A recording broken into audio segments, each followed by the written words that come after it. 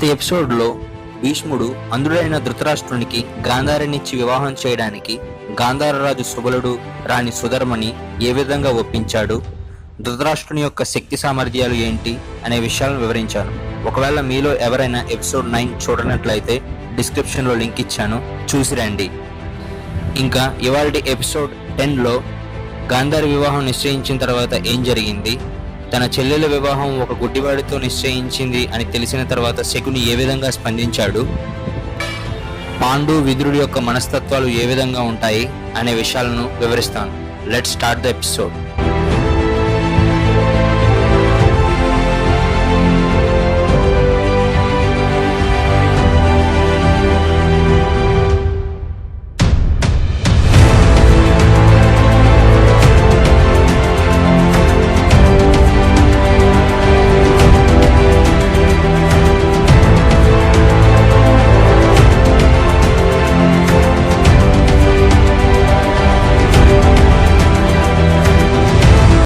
ధృతరాష్ట్రుడు రంగస్థలంలో తన విద్యా నైపుణ్యాన్ని ప్రదర్శించి విశ్రాంతి గృహంలో నిద్రపోతూ ఉంటాడు. ఇంతలో అక్కడికి పాండు వస్తాడు. పాండు చెప్పుల శబ్దం విని ధృతరాష్ట్రుడు, పాండు వచ్చావా, మరలా మీ అన్నగారికి సాయం చేసేందుకు అని అంటాడు. లోకంలో నాకున్న అంధత్వం ఎవరూ మరవకూడదనే కదా నువ్వు నాకు పద్దాక సాయం చేసేది అని కూడా అంటాడు. ఆ మాటలు విన్న పాండు చిన్నగా నవ్వుతూ, రాజులకు చేసేదాన్ని సేవ అంటారు, సాయం కాదు అన్నగారు అంటాడు. వెంటనే ధృతరాష్ట్రుడు, కానీ నేను ఇంకా రాజుని కాలేదు కదా, కానీ ఎప్పటికైనా హస్తినాపురం సింహాసనంపై తమకే హక్కు ఉంది కదా అన్నగారు అంటాడు పాండు. ఇంతలో చిన్న తమ్ముడైన విదురుడు అక్కడికి వచ్చి ఇలా అంటాడు, సింహాసనం రాజు కొరకు కాదు, రాజే సింహాసనం కొరకు జన్మిస్తాడు. ఇంకా ఎవరు సింహాసనం మీద కూర్చోవాలి అనేది ఆ వ్యక్తి యొక్క యోగ్యతలే నిర్ణయిస్తాయి పాండు అన్నగారు. విదురుడు మాటలు విన్న ధృతరాష్ట్రుడు కోపంతో లెగిచి నుంచొని, ఈ తరంలో అందరికంటే పెద్దవాణ్ణి నేను, శబ్దం విని ఆయుధాన్ని ఆ వైపుగా సంధించగలను, శాస్త్రాలన్నింటినీ పఠించాను నేను, అన్నీ తెలిసి కూడా మా యోగ్యతను ప్రశ్నిస్తున్నావా నీవు అంటాడు. నేను ప్రశ్నించడం కాదు అన్నగారు, ఆ అధికారం కేవలం మహామంత్రులకు మాత్రమే ఉంటుంది. నేను కేవలం పాండు అన్నుతో అంటుంది ఏంటంటే, సమయం రాకముందే పలికిన మాటలు పువ్వు పుష్పించక ముందే కోసినట్టు అవుతుంది అని చెప్పి అక్కడి నుంచి విదురుడు వెళ్ళిపోతాడు.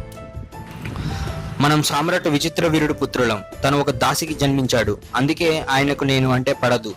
అప్పుడు పాండు, వద్దు అన్నయ్య, మీరు ప్రశాంతంగా ఉండాలి అన్నయ్య, ఎందుకంటే దుఃఖంలో ఉన్న హృదయం ఎప్పటికీ న్యాయాన్ని గ్రహించలేదు. మరి మీరు రాజు అవుతారు, మీ ప్రథమ కర్తవ్యం న్యాయాన్ని గ్రహించడమే, కాబట్టి మీరు ప్రశాంతంగా ఉండాలి అన్నయ్య. అప్పుడు ధృతరాష్ట్రుడు, ప్రశాంతత అనేది నాకు రాజ్యాభిషేకం అయిన తర్వాతనే లభిస్తుంది పాండు, నేను పుట్టుకతోనే అంధుడిని, ప్రతి ఒక్క అడుగులో తర్వాతి అడుగు ఏమి అవుతుంది అనే ఆలోచన ఉంటుంది, ప్రతి ఒక్కరి మాటల్లో మమ్మల్ని ఎగతాళి చేసే మాటలు ఏమి అయి ఉంటాయి అని వింటుంటాం పాండు, జీవితం అంతా ఈ అపనమ్మకమే అలవాటు పడ్డాం పాండు. ఇలాంటి అపనమ్మకం నుంచి జన్మించేది ఒంటరితనం. ఇంకా ఈ ఒంటరితనం ఎప్పుడు అంతమవుతుంది అంటే సింహాసనం మీద కూర్చున్నప్పుడు మాత్రమే, సామ్రాట్ ధృతరాష్ట్రుడు అని ప్రకటించినప్పుడు మాత్రమే. అధికారం ఉండేది సామ్రాజ్యాన్ని బాగు చేయడం కోసమే కదా అన్నయ్య, అంతేకాని ఎవరి స్వార్థం కోసమో కాదు. అదేవిధంగా ఒంటరితనం అధికారం వల్ల కాదు, స్నేహం వల్ల దూరం అవుతుంది. మీకు ఒక జీవిత భాగస్వామి అవసరం, ఆమె మీ కంటి చూపు అయి మీ ఒంటరితనాన్ని దూరం చేస్తుంది అంటాడు పాండు. ధృతరాష్ట్రుడు గంభీరంగా, మాకిప్పుడు వివాహం గురించి ఆలోచించే సమయం లేదు పాండు అంటాడు. పాండు నవ్వుతూ, ఆలోచించాల్సింది మీరు కాదు, ఆ ఆలోచన పెదతండ్రి భీష్మ ఇంకా రాజమాత చేస్తున్నారు. తమ వివాహం గాంధారి రాకుమారుతో నిశ్చయం అయింది. ధృతరాష్ట్రుడు చిన్నగా సిగ్గుపడుతూ తెలుసు అంటాడు. అందరూ రాకుమారి రూపంలోనూ గుణంలోనూ గొప్పది అంటున్నారు. గాంధారి మహాశివుని నుంచి 100 మంది పుత్రులకు జన్మనిచ్చే వరం పొందింది అంటున్నారు. తమరు అత్యంత అదృష్టవంతులు అన్నయ్య గారు అంటాడు పాండు. వెంటనే ధృతరాష్ట్రుడు, అదృష్టవంతులు మేము కాదు, అదృష్టవంతులు గాంధారి, ఎందుకంటే ఆమె హస్తినాపురానికి సామ్రాజ్ఞి అవుతుంది. ఇప్పుడు గాంధార దేశం వెళదాం, అక్కడ సుబలుడు సుధర్మ ఇలా మాట్లాడుకుంటుంటారు. మహారాజా, నిర్ణయం తీసుకున్న తర్వాత ఇలా చింతిస్తూ దుఃఖంతో మనసుని బలహీనం చేసుకోవడం వ్యర్థమే అవుతుంది అంటుంది సుధర్మ. చింత కాదు, దుఃఖం కాదు సుధర్మ, ఏదో తప్పు చేసినట్టు హృదయంలో బాధ వస్తుంది. మహారాజా, మీరు భీష్ముల ప్రస్తావనకు ఒప్పుకున్నారు అని చాలా కోపం వచ్చింది నాకు, కానీ బాగా ఆలోచించిన తర్వాత నేను మిమ్మల్ని అర్థం చేసుకోగలిగాను. మీ నిర్ణయం సరైనది మహారాజా అంటుంది సుధర్మ. ఒక రాజుగా నా నిర్ణయం నేను తీసుకున్నాను రాణి. బాధ్యత గల తండ్రిలా ఇప్పటికీ ఆ నిర్ణయం తప్పు అని నేను భావిస్తున్నాను. మహారాజా, తండ్రి పిల్లల మీద ప్రేమకి బందీ అవుతాడు, కానీ ఆ ప్రేమ నిస్సహాయతకు దారితీస్తుంది అంటుంది సుధర్మ. అటు చూడు సుధర్మ, బయట తోటల్లో మన కూతురు ఎంత హాయిగా నవ్వుతూ ఉందో. ఎండిపోయిన వృక్షం మీద తన కలల గూటిని కట్టుకునే గువ్వలా ఉంది. ఆ గువ్వకి ఏమాత్రం తెలియదు త్వరలోనే ఆ చెట్టుని నరికేస్తారు అని అంటాడు సుబలుడు. గాంధారి మహాయోగ్యురాలు మహారాజా. తన ప్రజల సుఖ సంతోషాల కోసం తన జీవితాన్ని అయినా త్యాగం చేయగలదు. మరి నేను ఈ విషయం గాంధారికి ఎలా చెప్పగలను సుధర్మ? ఈ గాంధార ప్రజల సుఖశాంతల కోసం నేను ఆమె జీవితం అంతా దుఃఖంలోకి నెట్టేస్తున్నాను అని. ఇప్పుడే వద్దు మహారాజా, మన గాంధారి మొహంలో ఆనందం కనిపిస్తుంది. మనం తన ఆనందం కన్నీటిగా చూడలేము కదా. తన భవిష్యత్తు దాని అంతట అదే తన ముందుకు రానివ్వండి మహారాజా అంటుంది సుధర్మ. మన పుత్రుడు శకుని వేట నుండి తిరిగి వస్తాడు. తనకి ఏం చెప్పాలి సుధర్మ? తనకి తన చెల్లి అంటే అపారమైన ప్రేమ. అటువంటిది తన చెల్లి వివాహం ఒక అంధుడితో నిశ్చయించబడింది అంటే తాను అంగీకరించడు అసలు అంటాడు సుబలుడు. ఇప్పుడు మనం శకుని వేటాడే స్థలం దగ్గరకు వెళదాం. ఒక కొండకు అంచున ఉన్న చెట్టుకి తాడు ముడివేసి ఉంటుంది. ఆ తాడును పట్టుకొని కింద భటుడు, పైన శకుని వేలాడుతూ ఉంటారు. ఇద్దరు బరువుకి తాడు తెగిపోయేటట్టు ఉంటుంది. అప్పుడు భటుడు, మహారాజా, తాడు తెగిపోయేలా ఉంది మన బరువుకి అంటాడు. అప్పుడు శకుని, అయితే నేను తాడును వదిలేస్తా, నీవు పైకెక్కు అంటాడు. మహారాజా, వద్దు, మీ ప్రాణాలు నా ప్రాణాల కంటే గొప్పవి అంటాడు. అయితే నువ్వు వదిలేయి తాడుని అంటాడు శకుని. వద్దు మహారాజా, వద్దు మహారాజా అంటాడు భటుడు. వదలరా అని శకుని తన కింద వేలాడుతున్న భటుడు మొహం మీద తన కాలితో తన్నేసరికి భటుడు లోయలో పడతాడు. శకుని పైకి ఎక్కుతాడు. ఈ యొక్క చిన్న విషయం మనకు వివరిస్తుంది శకుని యొక్క మనస్తత్వం ఏంటా అనేది. సాయంత్రం చీకటి పడుతుంది. ఒక నిర్మానుషమైన ప్రదేశానికి శకుని తన భటులతో చేరుకుంటాడు.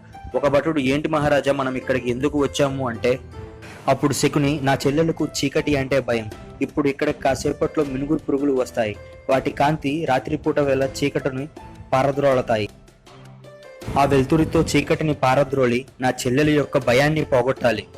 మీరు అందరూ ఆ మినుగురు పురుగులను పట్టుకొని ఒక గాజు సీసాలో బంధించండి అని ఆదేశమిస్తాడు భటులకి శకుని. భటులు అందరూ మినుగురు పురుగులను పట్టుకొని గాజు సీసాలో బంధించే పనిలో నిమగ్నమవుతారు. ఇంతలో శకుని పెంపుడు గ్రద్ద శుక్ర వస్తుంది. అప్పుడు శకుని, ఏమిటి శుక్ర, గాంధార దేశం నుంచి ఏమైనా సమాచారం తీసుకొచ్చావా అంటూ ఆ గ్రద్ద కాలుకి చుట్టుకొని ఉన్న ఒక చిట్టిని తీసి చదువుతాడు. అందులో గాంధారి వివాహం ధృతరాష్ట్రునితో నిశ్చయమైందని రాసి ఉంటుంది. ఆ విషయం చూసిన శకుని, ధృతరాష్ట్ర అని దిక్కులు కంపించేలాగా శకుని అరుస్తాడు. సూర్యోదయం అవుతుంది. ఇప్పుడు హస్తినాపుర దేశంలోకి వెళదాం. భీష్ముడు గాంధార దేశం నుంచి హస్తినాపురం చేరుకుంటాడు. భీష్ముడు రాజభవనంలోకి రాగానే ధృతరాష్ట్రుడు, పాండు, విదురుడు ప్రణామాలు పెద్దతండ్రి అని చెబుతారు. భీష్ముడు రాజమాత దగ్గరకు వెళ్ళి, ప్రణామాలు రాజమాత అంటాడు. రాజమాత, నీకు ఆశీస్సులు అవసరం లేదు భీష్మ, నీవు మృత్యువుని జయించే వరం పొందావు అంటుంది. భీష్ముడు, మాత అంటే ఎవరినైనా సుఖంగా ఉండాలి అని దీవిస్తుంది అంటాడు. ఇలా హస్తినాపుర సింహాసనం శూన్యంగా ఉంటే మనకి సుఖం ఎక్కడిది? ఫలాలు నిండిన ఉద్యానవనం, రాజులేని సింహాసనం, ఈ రెండిటి స్థితి ఒకలాంటిదే భీష్మ. వాటిని రక్షించే బాధ్యత ఎవరి మీద అయితే ఉంటుందో వారికి నిద్ర అనేదే ఉండదు. మన సమస్యలను పరిష్కరించడం కోసమే నిన్ను పంపించాను భీష్మ. గాంధార రాజు వచ్చి ఉంటారే, గాంధారి ఎక్కడ ఉంది అని అంటుంది రాజమాత. రాజమాత, వారు వెంట రాలేదు. సుబల మహారాజు మీతో చెప్పమన్నారు. వారు గాంధారి వివాహం చాలా గొప్పగా చెయ్యాలి అనుకుంటున్నారట. తమ కుమార్తె గాంధారిని తీసుకొని వారు అక్షయ తృతీయ ముందు వస్తారు అట. అంతేకాదు, ఇన్ని సంవత్సరాల తర్వాత మన కుటుంబంలో జరిగే వివాహం ఇది. దేశ విదేశాల రాజులకు ఆహ్వానం పంపించాల్సి ఉంది అంటాడు భీష్ముడు. నువ్వు వారిని నీ వెంట తీసుకొచ్చి ఉంటే నేను చాలా బాగా ఆనందపడేదాన్ని. అయినప్పటికీ నువ్వు చేసిన పని ఆనందమైనదే అంటుంది రాజమాత. అంబిక, నీ కుమారుడు ధృతరాష్ట్రుని వివాహానికి ఏర్పాట్లు ఆరంభించండి అని చెప్తాడు భీష్ముడు. అంబిక మొహంలో చాలా ఆనందం కనిపిస్తుంది. రాజమాత అంబికతో ఇలా అంటుంది, మహారాజు సుబాలుడు ఇక్కడకు వచ్చేలోపు వధువు సింగార వస్తువులు ఇంకా అవసరమైనవన్నీ దూతలతో గాంధార దేశానికి పంపించు. అలాగే రాజమాత, నా మనసు చాలా సంతోషంగా ఉంది ఈరోజు అంటుంది అంబిక. రాజమాత భీష్మునితో ఇలా అంటుంది, ఇప్పుడు ఇంకా హస్తినాపుర సింహాసనం సురక్షితంగా ఉంటుంది. మీ పితృదేవుడికి చేసిన వాగ్దానం ఇప్పుడు నెరవేరుతుంది. గాంధారి 9 పుత్రులు కురువంశ ప్రతిష్టను ఉద్వలింపజేస్తారు.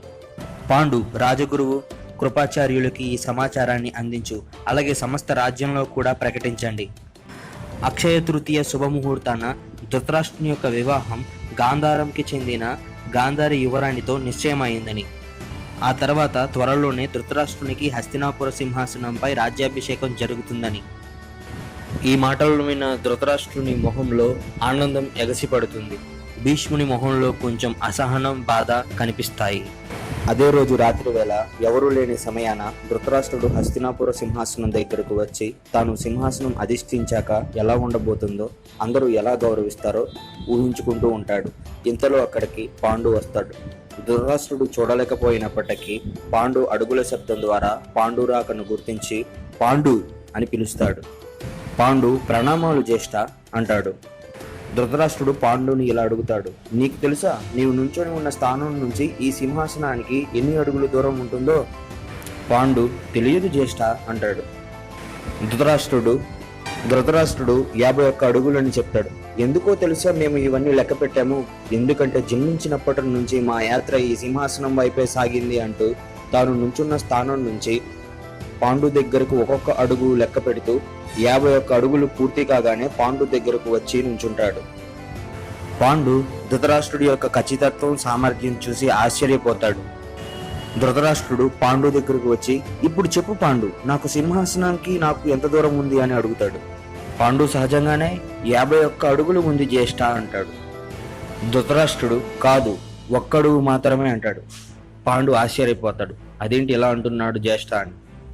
అప్పుడు ధృతరాష్ట్రుడు ఇలా వివరిస్తాడు, ఆ అడుగు పేరే వివాహం అంటాడు. అప్పుడు మేము సింహాసనాన్ని అధిష్ఠించగలం. అప్పుడు ఇంకా మా సామ్రాజ్ఞి నా పక్కన కూర్చుంటుంది, నా నేత్రాలు అవుతుంది అంటాడు ధృతరాష్ట్రుడు. ఇదే రాత్రి సమయాన గాంధారి ఎలా ఉందో తెలుసుకుందాం పదండి. గాంధారి అద్దం ముందు నుంచొని తన మొహం చూసుకుంటూ చాలా ఆనందపడుతుంది. అప్పుడు ఒక చిలకెత్త గాంధారితో ఇలా అంటుంది, రాకుమారి చూడండి ఎంత అందమైన ఆభరణాలు రాజమాత మీకు పంపించారో. గాంధారి, అవును, ఎంతో అందంగా ఉన్నాయి. హస్తినాపుర సామ్రాజ్ఞికి తగినట్టు ఉన్నాయి. వీటిని ధరించి మీరు హస్తినాపుర సింహాసనంపై కూర్చున్నప్పుడు మీరు ఎంతో సౌందర్యంగా కనిపిస్తారు అంటుంది చిలకెత్తే. రాజకుమారిని నేను, ఏదో ఒకరోజు సామ్రాజ్ఞి కాక తప్పదు అంటుంది గాంధారి. మరి మీకు రాజ్యం ఏలిన అనుభవం లేదు కదా గాంధారి, మరి మీరు ఏ విధంగా రాజ్యం ఏలుతారు? బహు తేలికగా. ఎక్కడైతే అనుభవం ఉండదో అక్కడ స్నేహం పనికొస్తుంది. మా స్నేహంతో మేము హస్తినాపుర ప్రజలని ఆకట్టుకుంటాము. అయినా మేము రాజ్యం చేయాలి అనుకుంటుంది మా పతిదేవుల హృదయ సామ్రాజ్యం పైన అని గాంధారి సిగ్గుపడుతుంది. చెలికత్తె గాంధారితో ఇలా అంటుంది, మహారాజు అంటే ఆయన చుట్టూ ఎంతో మంది సౌందర్యవంతులు తిరుగుతూ ఉంటారు ఆయనను వరుసపరుచుకోవడానికి.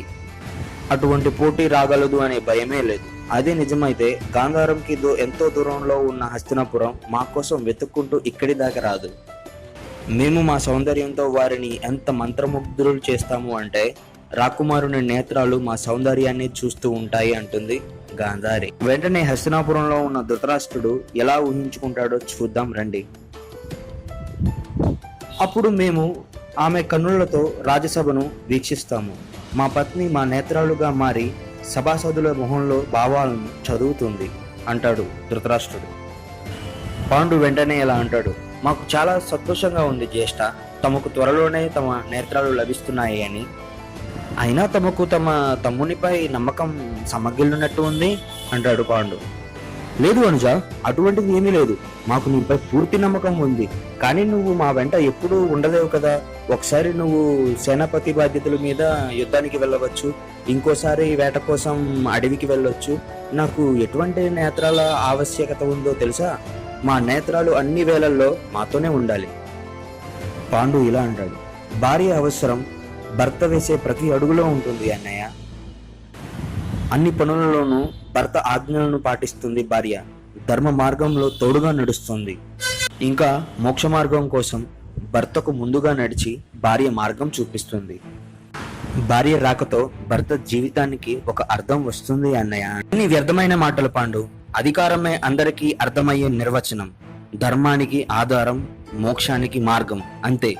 మా దృష్టిలో పత్నికున్న ఆవశ్యకత, విలువ కేవలం ఆమె మాకు ఉన్న ఈ లోపాన్ని పరిపూర్ణం చేయాలి, అంతే. ఇక్కడ గాంధార దేశంలో గాంధారి తనకు రాబోయే భర్త ఎలా ఉండాలో అని తన చిలకెత్తె అయిన సుక్రతతో ఈ విధంగా చెప్తుంటది. నాకు రాబోయే భర్త మనసులో నాకంటే విలువైనది ఇంకోటి ఉండకూడదు. మేము ఇద్దరము కలిసి మా సంతానానికి సంస్కారవంతులయ్యే మార్గాన్ని చూపిస్తాం. నా భర్త తన నేత్రాలతో ఆ రాజ్యం మొత్తం నాకు చూపిస్తాడు. వారు నా చెయ్యి పట్టుకొని ముందుకు సాగుతారు. ఇక నేను వారి నీడలోని నీడవలే వారిని అనుసరిస్తూ ఉంటాను అని చెబుతుంది. మా సోదరుడు వదిన జీవితాల యాత్ర వలె మా జీవిత యాత్ర కూడా సఫలమవుతుంది. ఇంతలో శకుని పంపెడు గ్రద్ద శుక్ర గాంధారి ఉన్న చోటుకి మినుగుడు పురుగులతో వెలుగుతున్న ఒక గాజు లాంతరును తీసుకొని వస్తుంది. గాంధారి ఆ లాంతరులో మినుగుడు పురుగులు వచ్చే కాంతిని చూస్తూ తన చెలికత్తెతో ఇలా అంటుంది, చూడు, మా అన్నకి నేను అంటే ఎంత ప్రేమో. నా గదిలో ఉన్న చీకటిని మాయం చేయడం కోసం మినుగుడు పురుగులు వేటాడి తెచ్చాడు. శుక్ర వచ్చాడు అంటే మా అన్న శకుని కూడా వచ్చి ఉంటాడు అంటుంది. ఇంతలో శకుని ఆవేశంతో గాంధార రాజ సుబలుడు సుధర్మ ఉన్న గదిలోకి ప్రవేశిస్తాడు. శకుని రాగానే సుధర్మ, బాబు, నీకోసమే మేము ఎదురు చూస్తున్నామంటుంది సుధర్మ. ఇప్పుడు నీవు మా రాక కోసం ఎదురు చూడడంలో అర్థం ఏమి ఉంది అమ్మా అంటాడు శకుని. శకుని ఎందుకు ఇలా అన్నాడు అంటే, గాంధారి వివాహానికి సంబంధించిన నిర్ణయం తీసుకునేటప్పుడు ఎదురు చూడడం మానేసి ఇప్పుడు ఎదురు చూడడంలో అర్థం ఏముంది అనే భావంతో అలా అంటాడు. పుత్ర, నీ కోపాన్ని తగ్గించుకో. పెళ్లి ప్రస్తావనతో హస్తినాపురం నుండి పెద్ద సైన్యం వచ్చింది. ఇక దానికి నేతృత్వం వహించింది స్వయాన భీష్ములు వారు. ఇక మా వద్ద ఆ ప్రస్తావనకు అంగీకరించడం తప్ప ఇంకా ఏ విధమైన మార్గం లేదు. నీకు మీ పితృలు వారు జరిగిన సంఘటన వివరిస్తారు. ఎటులు వివరిస్తారు మా తండ్రి గారు? ఒక రాజుగానా లేదా ఒక తండ్రిగానా? అప్పుడు సుబలుడు ఇలా అంటాడు, ఒక రాజు తన రాజధర్మాన్ని వదిలిపెట్టకూడదు. చక్కగా చెప్పారు పితృదేవ, ఇదే కదా మీ రాజధర్మం. ప్రియ గాంధారి వివాహం అందుడైన ధృతరాష్ట్రునితో చేస్తున్నారు, ఇదే కదా మీ రాజధర్మం. తమకు ఇంత ప్రేమ, అభిమానం, గౌరవం పంచిన మీ పుత్రికకు మీరు ఇంత అన్యాయం చెయ్యతలబెడుతున్నారే, ఇది కూడా మీ రాజధర్మమే కదా.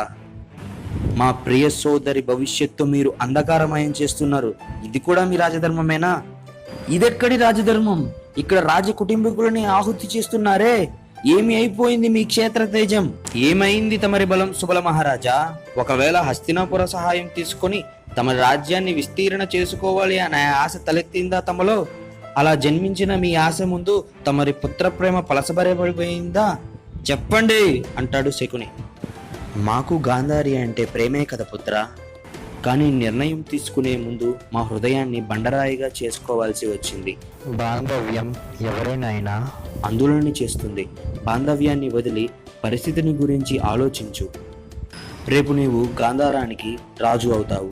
మరి గాంధార రాజు భవిష్యత్తుని తెలుసుకోక అంధుడిని కాకూడదు కదా అంటాడు సుబలుడు.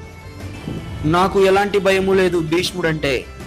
ఎక్కడైతే బలం పనిచేయదో అక్కడ వంచన పనిచేస్తుంది పితృదేవా. హస్తినాపుర సామ్రాజ్యం పైన ఎంతటి చాతుర్యంతో దాడి చేస్తాను అంటే ఇక ఆ సామ్రాజ్యం ధ్వంసమైపోతుంది.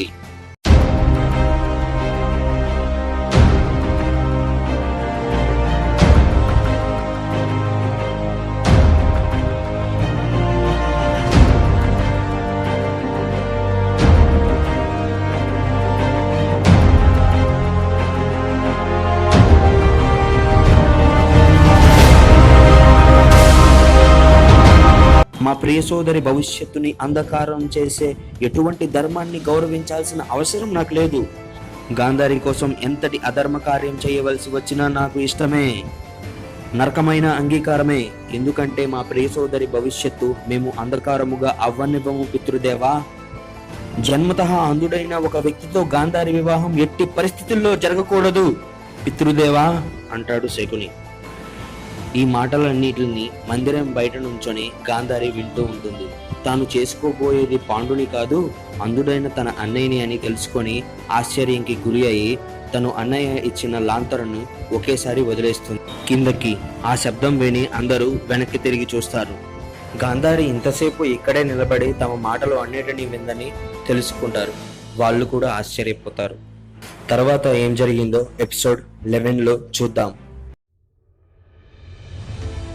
మానవుల అన్ని సంబంధాల యొక్క ఆధారం ఆశ. నీకు రాబోయే భర్త ఎలా ఉండాలి అని భార్యని అడిగితే నా జీవితం అంతా సుఖ సంతోషాలతో నింపేయాలి అంటుంది. నీకు రాబోయే భార్య ఎలా ఉండాలి అని భర్తను అడిగితే నా పట్ల అంకిత భావంతో ఉండాలి అంటాడు. మీకు పుట్టబోయే సంతానం ఎలా ఉండాలి అని అంటే మాకు సేవ చేయాలి, మా ఆజ్ఞను పాటించాలి అంటారు. మనుషులు బాగా ఎవరిని ప్రేమిస్తారు అంటే తమ ఆశలను పూర్తి చేసేవారిని. అయితే ఈ ఆశలకు భంగం కలుగుతుంది. ఎలా అంటే ఈ ఆశ అనేది మనుషుల మనసులో జన్మిస్తుంది. అందువలన ఒక వ్యక్తి ఇంకొక వ్యక్తి యొక్క ఆశను నెరవేర్చలేడు. ఎందుకంటే అవతల వారి మనస్సుని 100% అర్థం చేసుకునే శక్తి ఉండదు కనుక. అలా ఒక వ్యక్తి యొక్క ఆశ నెరవేరినప్పుడు అక్కడి నుంచి జన్మిస్తుంది సంఘర్షణ. అన్ని సంబంధాలు సంఘర్షణ రూపంలోకి పరివర్తన చెందుతాయి. మనుషులు తమ మనసులో ఉన్న ఆశలను నెరవేర్చుకోవడానికి కొత్త కొత్త సంబంధాలను ఏర్పరచుకుంటారు. మరికొందరు తనకు ఎంతో ఇష్టమైన వారి మనసులో ఉన్న ఆశను నెరవేర్చడానికి తమ యొక్క మార్గాన్ని మార్చుకుంటారు.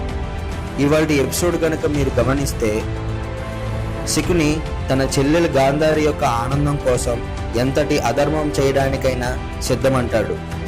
శకుని తన చెల్లెలు గాంధారి మీద అపారమైన ప్రేమను పెంచుకుంటాడు. అందువలన గాంధారి ఎప్పుడైతే ఆనందంగా ఉంటుందో శకుని కూడా అప్పుడే ఆనందంగా ఉంటాను అని భావిస్తాడు.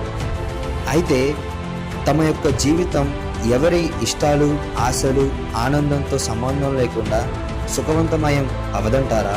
అవుతుంది. మీరే ఆలోచించండి. ఈ వీడియో మీకు నచ్చినట్లయితే లైక్ చేయండి. నెక్స్ట్ ఎపిసోడ్స్లో ఏం జరుగుతుందో తెలుసుకోవాలనుకుంటే ఛానల్ని సబ్స్క్రైబ్ చేయండి. మహాభారత జ్ఞానదర్శ యాత్రలో భాగం కండి. ఈ జ్ఞానాన్ని మీ మిత్రులతో పంచుకోవాలనుకుంటే ఈ వీడియో లింక్ని మీ వాట్సాప్లో షేర్ చేయండి.